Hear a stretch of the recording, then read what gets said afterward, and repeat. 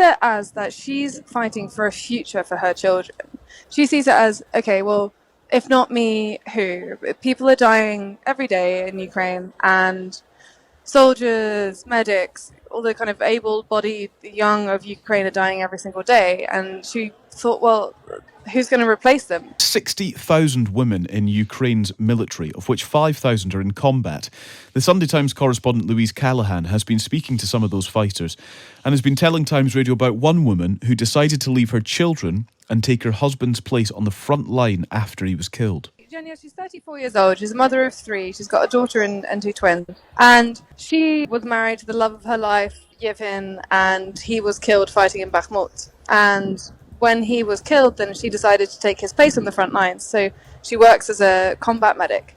And she left her children behind to go and do this. Her children live in Kyiv. They're staying with relatives. But when I got the idea for the story because I've been speaking to women in positions like hers.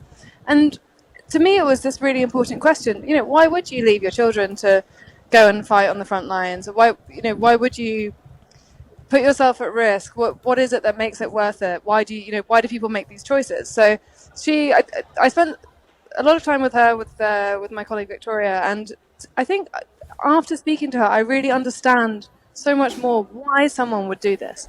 The way that she explained it, she sees it as that she's fighting for a future for her children.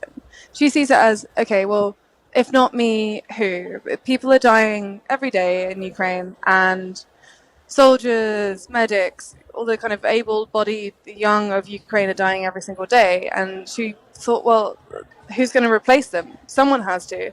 If everyone says, well, I can't do this because of family reasons or because of different reasons, then we'll lose the country. I think she's working on, her mindset is that she's fighting for an existential reason, the possibility for her children to live in the country where they grew up, and which is hers. So I think that's the way that she sees it. You know, if not me, who? Mm.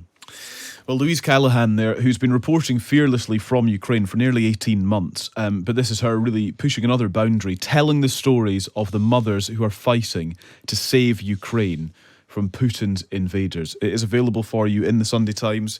There's a picture on the front page of one of the mothers in question, the combat medic indeed that Louise was speaking about.